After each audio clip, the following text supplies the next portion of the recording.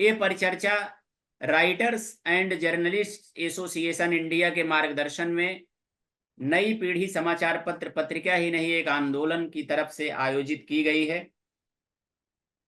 फिर से एक बार मैं बताना चाहूंगा कि आज की इस परिचर्चा का मुख्य विषय है भारत राष्ट्र के व्यक्तित्व पर गौतम बुद्ध का प्रभाव। विषय प्रवेश के लिए चंद्रशेखर पांडे जी को आमंत्रित करूंगा, जो प्रदेश प्रभारी हैं नई पीढ़ी के। मैं चाहूंगा कि वो भारत राष्ट्र के व्यक्तित्व पर गौतम बुद्ध के प्रभाव पर विषय प्रवेश करें नई पीढ़ी की तरफ से। बहुत बहुत धन्यवाद आदरणीय शिवेन जी।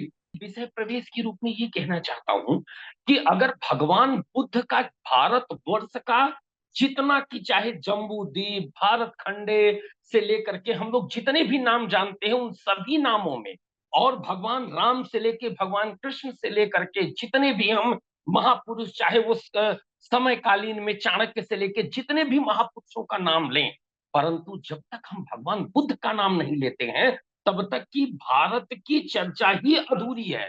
क्योंकि मात्र भगवान बुद्ध ही इकलौते शख्स हैं जिन्होंने भारत खंड जिसे बोला जाता है, यानी कि अफगानिस्तान से लेकर के और वह पूरब की ओर बढ़ते हुए और घूम करके पूरी पृथ्वी को लगभग लगभग संपूर्ण रूप से लपेट कर, मुझे ये मेरा अपना मानना है कि उस कालखंड में जहां तक भी मानव सभ्यताएं विकसित हो गई थी उन सभी जगहों तक एक अपना संदेश पहुंचाने का काम किया।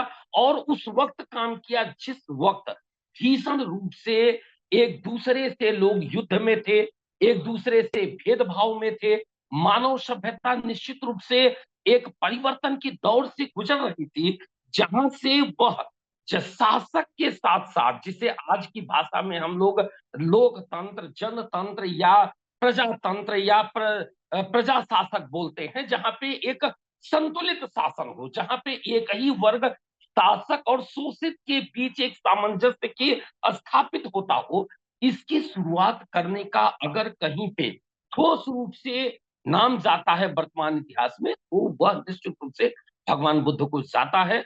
और चूंकि मैं तो छोटा हूं, यहाँ पे सभी बहुत ही बुद्धिजीवी लोग हैं, और मैं चाहूंगा कि इसी क्रम में हमारे जो भी वक्तागण हैं, जो बुद्धिमान लोग हैं, सभी लोग अपने अपने भगवान बुद्ध की जो उनके कारण जो क्या दो तीन महत्वपूर्ण चीजों पे मैं चाहूंगा जरूर प्रकाश डाले। एक तो परिस्थिति क्या रही, ये हम इस चीज को सीधे सीधे भगवान पे मान लें कि भाई भगवान अवतार ले लिए तो सारी बात खत्म हो जाती है, ऐसा नहीं होता है। परिस्थिति क्या रही कि भगवान बुद्ध को बुद्ध बनना, और बुद्ध मतलब क्या हुआ, फिर बुद्ध का प्रभाव क्या हुआ, क्या उसके समय का जो अच्छा प्रभाव भी हुआ होगा, बुरा भी प्रभाव हुआ होगा, तो कुछ सकारात्मक, नकारात्मक, क्या संपूर्ण सकारात्मक था, क्या संपूर्ण नकारात्मक था, या दोनों के बीच कुछ था। जब तक इन सभी विषयों को लेकर के निश्चित रूप से हम लोग चर्चा करें। महेंद्र सिंह जी जो प्रेसिडेंट हैं Mahabodhi society of India Kolkata के, और गजटेड ऑफिसर रह चुके हैं उत्तर प्रदेश सचिवालय में, और एक बुद्धिजीवी व्यक्तित्व हैं, मैं उनका हार्दिक स्वागत करते हुए इस मंच पर उन्हें आमंत्रित करूंगा कि भारत राष्ट्र के व्यक्तित्व पर भगवान गौतम बुद्ध का क्या प्रभाव पड़ा, उस पर कुछ अपने विचार रखें और हम सभी का मार्गदर्शन करें। भारत राष्ट्र के व्यक्तित्व पर गौतम बुद्ध का प्रभाव। अनागरिक धर्मपाल जो एक श्रीलंकन नेशनल थे और भारत से गए थे as a representative from India, तो उनका एक स्पीच जो शिकागो में हुआ, उसको सुनते ही वहां जितने भी थे, ये रिकॉर्डेड है, वो इतने प्रभावित हुए, उनको मानना पड़ा कि Buddhism can not be ignored, ignore नहीं किया जा सकता, क्योंकि बुद्धिज्म के बारे में पता नहीं था किसी को ज्यादा उस समय। तो मैं ये कह, मेरा सबमिशन ये है कि एक स्पीच सुनने के बाद वहां के एक आदमी ने महाबोधि सोसाइटी ऑफ अमेरिका को संस्थापित करने की घोषणा कर दी। तो भारत तो क्या, मैं ये कहना चाहूंगा कि बुद्ध का तो पूरे विश्व पर प्रभाव है। क्यों प्रभाव है? क्योंकि भगवान बुद्ध ये 28वें बुद्ध थे। इनसे पहले 27 बुद्ध और हो चुके। तणहंकर पहले बुद्ध थे, और उसके बाद गौतम बुद्ध से पहले काश्यप थे, और ये 28वें गौतम बुद्ध थे। और ये भी मैं आपकी सब जानते हैं, यहाँ विद्वान लोग हैं हमारे, Raghavendra Vikram Singh ji, I know his talent, वो पढ़ते हैं बहुत। इन सभी बुद्धों ने वो बैसाख पूर्णिमा के अवसर पर ही इन्हें बौद्धित्व प्राप्त हुआ, बोधि वृक्ष के नीचे। और इन सभी बुद्धों का जन्म भी, एनलाइटनमेंट भी और निर्माण भी बैसाख पूर्णिमा को ही हुआ। इसलिए इस बैसाख पूर्णिमा को बैसाख डे भी कहते हैं। हमारे बीच में इस देश के प्रतिष्ठित स्तंभकार और श्रावस्ती, जो भगवान बुद्ध की का नाम जहां से बहुत ही प्रमुखता के साथ जुड़ा है, उस जनपद के जिलाधिकारी रहे श्री आर विक्रम सिंह साहब, जो सैन्याधिकारी भी रहे, सीमाओं की रक्षा भी जिन्होंने की, और आईएएस के रूप में जिन्होंने देश को बेहतरीन प्रशासनिक सेवाएं दी, और लगातार अमर उजाला और दैनिक जागरण के एक प्रतिष्ठित स्तंभकार के रूप में लगातार कई वर्षों से लोगों को अपने लेखनी के माध्यम से प्रकाश की तरफ ले जा रहे हैं। मैं ऐसे श्री राघवेंद्र विक्रम सिंह साहब से आग्रह करूंगा कि वो आए और आज का जैसा विषय है भारत राष्ट्र के व्यक्तित्व पर गौतम बुद्ध का प्रभाव, उस पर अपना प्रकाश डालें। भगवान बुद्ध ने सरल तरीके से मनुष्य के जीवन को व्यवस्थित करने के लिए, प्रभावित करने के लिहाज से बड़ी बड़ी बातों को छोड़कर के उसके आसपास की चीजों से ही, आसपास के विचारों से ही तर्क के आधार पर समाधान निकालने का प्रयास किया, और सफल प्रयास। उस समय व्यवस्थाएं क्या थी? यज्ञ कीजिए, आप पशुओं की बलियां दीजिए, बहुत बड़े पैमाने पर यज्ञ हो रहे हैं, राजा यज्ञ करवा रहे हैं, राजस्व यज्ञ हो रहे हैं, पशुओं की बलियां हो रही हैं, सब तरफ हिंसा का माहौल है। और यज्ञों के माध्यम से एक पूरी निर्भरता एक समाज की हो जा रही कि यज्ञों पर ही निर्भर ब्राह्मण समाज उस समय। तो एक हिंसा पर निर्भर समाज का स्वरूप बन गया था, जिसके प्रति आम जनता में एवर्शन पैदा हुआ। भगवान बुद्ध या ये जो विचार आए उस समय, ये जनता की भावनाओं का प्रकटीकरण है। ऐसा नहीं कि वो आकर के ले आए, उन्होंने कोई धर्म ला करके थोप दिया कि भाई ये अब इसका पालन किया। उसमें जनता में एक असंतोष का भाव था, आम लोगों में असंतोष का भाव, और ये जात पात की भावनाएं जो बलवती हो रही थी और शोषण का माध्यम बन रही थी, इसके प्रति असंतोष का भाव था। और भांति भांति के समाज थे, 63 या 64 किस्म के यहाँ पर धार्मिक वर्ग बने हुए थे इस देश में। तो एक पूरी तरीके से कंफ्यूज स्थिति थी कि क्या माने क्या न माने, किस रास्ते पर चले, किस पे हर एक आदमी अपनी दुकान खोले बैठा। तो अब भगवान बुद्ध की सरल शिक्षाओं का असर पड़ना प्रारंभ हो गया और जाति पाति का भाव तिरोहित होने लगा। और देश के एक बहुत ही सम्मानित उद्योगपति, जो संत की तरह अपना जीवन व्यतीत कर रहे हैं, भाई प्रेम अन्वेषी जी, जो हमारे बड़े भाई की तरह हैं, मैं उनका हार्दिक स्वागत करता हूं इस मंच पे। स्वामी प्रेम अन्वेषी जी। बुद्धिज्म में कुछ चीजें जो बहुत महत्वपूर्ण हैं, जैसे ट्रिपल ज्वेल्स जिसे कहते हैं, कि बुद्धा ने बुद्ध, धर्म और संघ, इन 3 चीजों पर बहुत ही जोर दिया। बुद्धिज्म में दूसरा स्टेप होता है 4 नोबल ट्रुथ ऑफ बुद्धिज्म, कि दुख, समुदाय, निरोधा और मग्गा। तो कि दुख हैं, उन्होंने कहा कि वाकई में जीवन में दुख हैं, कॉज ऑफ सफरिंग है, और दुख हैं तो दुखों के कारण भी हैं।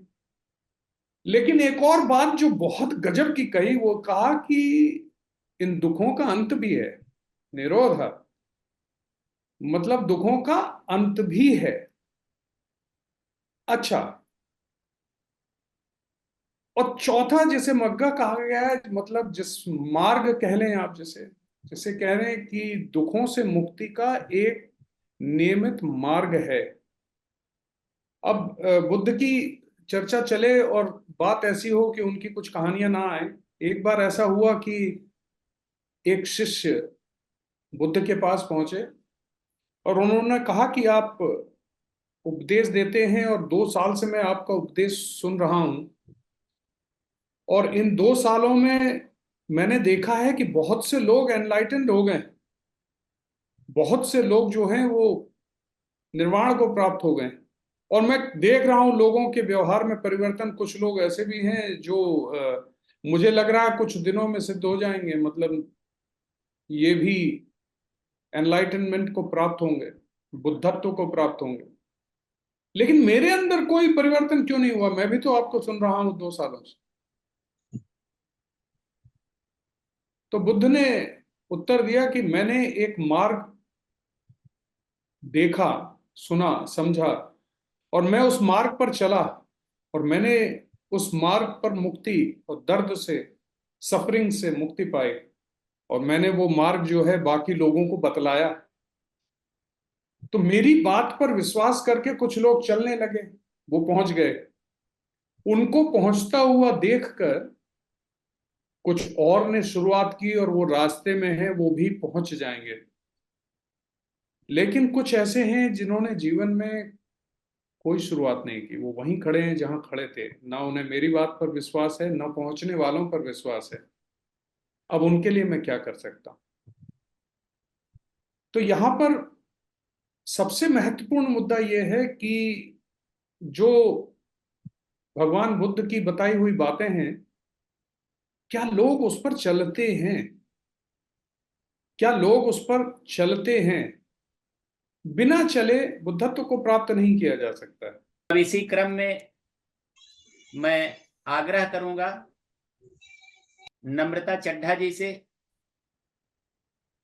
जो पूर्व सदस्य रही हैं राज्य महिला आयोग उड़ीसा की, और भगवान बुद्ध पर उनके समय में स्त्रियों की जो दशा और दिशा थी, उस पर उन्होंने बहुत ही बढ़िया लेखन भी किया है। आज का जैसा कि विषय है भारत राष्ट्र के व्यक्तित्व पर गौतम बुद्ध का प्रभाव, उस पर अपना विचार व्यक्त करेंगी श्रीमती नम्रता चड्ढा जी, और हम आमंत्रित करते हैं आपको अपना विचार व्यक्त करने के लिए। हम जब बुद्ध भगवान की बात करते हैं या बुद्ध धर्म की बात करते हैं, तो एक चीज सबको जाननी चाहिए कि ये लोक कल्याण का धर्म है।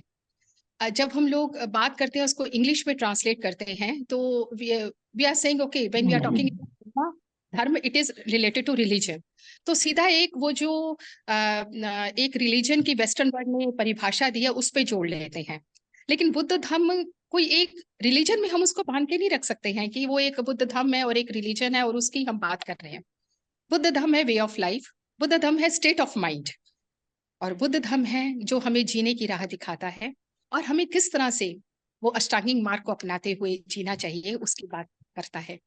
तो प्रत्येक मनुष्य जो जन्म और मृत्यु के चक्र में रहता है, वो जो धम्म है, जो शिक्षाएं हैं बुद्ध की, उन्होंने बहुत ही सरल तरीके से पाली भाषा में दी थी, और उसमें कहा था पन्न सम आभा न थी, कि आपके ज्ञान और जो नॉलेज है उसकी तरह तो कोई प्रकाश ही नहीं है, और अविद्या सम तिमिर न थी, और जो इग्नोरेंस है जिसके बारे में हम नहीं जानते, उससे बड़ा अंधकार तो है ही नहीं। तो आज का जो नव भारत है, विकसित भारत की हम बात करते हैं, अपने देश की बात करते हैं, राष्ट्र निर्माण की बात करते हैं, तो यहाँ पे हमें ये दोनों चीजों को देखना पड़ेगा कि अविद्या सम तिमिर न थी। यहाँ पे अगर हमारे अंदर इग्नोरेंस रहेगा, वो चीज नहीं रहेगी जिसके बारे में हमको मालूम होना चाहिए पूरी तरह से हमारे समाज के पूरे लोगों को, तो हमारे जीवन में अंधकार ही रहेगा। और जब तक कि हमको वो प्रकाश, वो बुद्ध की शिक्षाओं का, वो धम्म का हमारे जीवन में नहीं उतरता है, वो नहीं आएगा, तो उसकी तरह तो कोई आभा नहीं है, उसकी जरा कोई ऐसा प्रकाश ही नहीं है उसके बराबर। तो यहाँ पर हमारी जो चेष्टा रहनी चाहिए कि आज भारत कि जब हम बात करते हैं, और बहुत गर्व के साथ जब मैं विदेशों में जाती हूँ और बताती हूँ कि जब वो पूछते हैं वी आर फ्रॉम इंडिया और विश्व गुरु होने की बात कर रहा है, तो उसमें जब तक बुद्ध धर्म की हम शिक्षाओं को नहीं अपनाते हैं, तब तक विश्व गुरु होने का हम वो जो हमारा ये सफलता है वो नहीं प्राप्त कर पाएंगे।